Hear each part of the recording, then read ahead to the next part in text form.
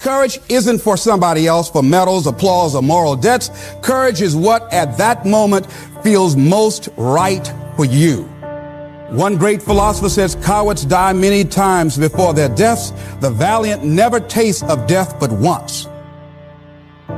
What does that mean? That valiant people aren't afraid? No.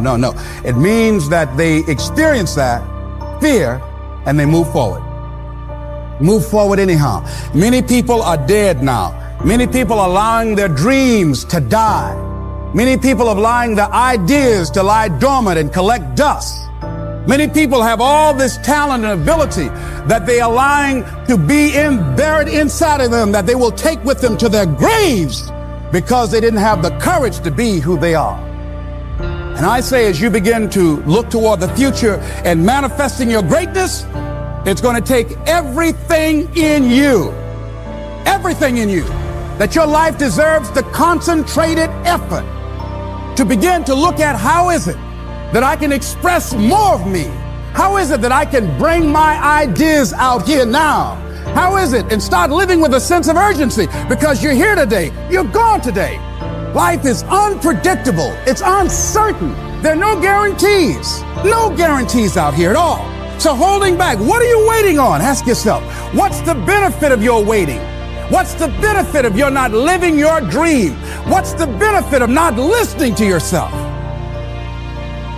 I'm getting up, and I'm gonna do this again. I'm getting up, and I'm gonna try this again. And I'm gonna try it again, I'm gonna try it again. I was made to walk in purpose and to fulfill destiny. I was not created for the prison of fear. Well, you should be afraid of taking risks and pursuing something meaningful. But you should be more afraid of staying where you are if it's making you miserable. What would your life be like if you decided to become courageous? What would your life be like? If you decided to act on your dream, if you did what you felt in your heart. You know what courageous means? Courage comes from a French word which means of the heart. You know, it takes courage to live. It says most people go through life not allowing themselves to step out because they don't want to let go. They don't want to be blown around. They don't want to be moved. The courage to face life's whirling wind of contradictions. The courage to love yourself. The courage to take a chance. The courage to be who you are. Be steadfast, immovable, always abounding. Be brave. Be strong. Come out of the dark and into the light with everything that you have. Run after it. And you keep giving, and you keep pouring, and you keep believing, and you keep pushing.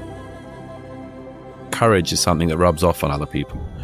I think it's enormously to be desired to be around courageous people. And that might be different types of courage, some of it physical, some of it mental. Surround yourself with courageous people, or at least not cowards, not cretins, not the sort of people who just say the same things that everyone's meant to say and so on. But there's many ways people can get out of this non-life that they are being shunted into. Winning will cost you everything, but will reward you with so much more. It's going to cost you everything. And for many of you, the reason why you haven't gotten up yet is because you still think failure is final. Fear sedates us. Fear immobilizes us. Fear imprisons us. You got to break out of that prison of fear and see yourself winning in the same place that you lost. Show me somebody who has achieved greatness. And if you pull up their past, I promise you'll see some failures and some lessons learned.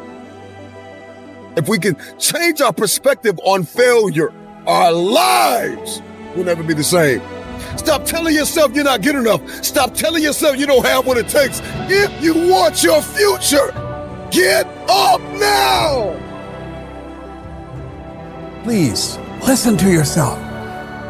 You know the feelings. If you start listening to the feelings in your heart, and I'm doing it now more every day, I find that my feelings, I can trust them.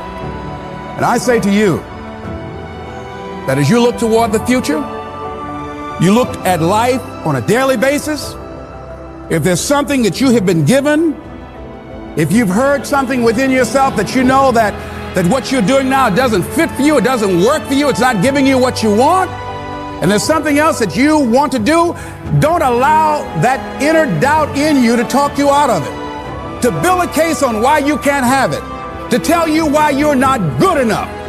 You ignore that inner voice and all of the external voices. Don't judge the possibilities for what you can do based upon the circumstances, because the circumstances won't determine who you are. Don't determine what you're able to do based upon your resources. Don't determine what's possible for you based upon where your life is right now. Where your life is right now is not you. That's just what it is right now. But the possibilities for you are unlimited. If you're in a rebuilding process, it's unlimited. If you're coming back from adversity and devastation, it's unlimited of what you can do. That's the capacity of human beings. It doesn't matter how many mistakes you've made. It doesn't matter how many flops you've had. It doesn't matter how much money you've lost. In fact, I see it only as an investment of what you learned from life, not losses, but investments of what's possible for you. It takes courage. It takes courage to have a difficult conversation. Growth takes courage. Learning takes courage. Like this takes courage. I think courage is the quintessential trait that leads to everything else. You have to first have courage. You have to have courage to quit your job. You have to have courage to get rejected. If you don't first have courage, nothing else follows. Again, it's not are you courageous or not, it's how courageous are you. It's not a binary. I have courage because I have done things that have required it.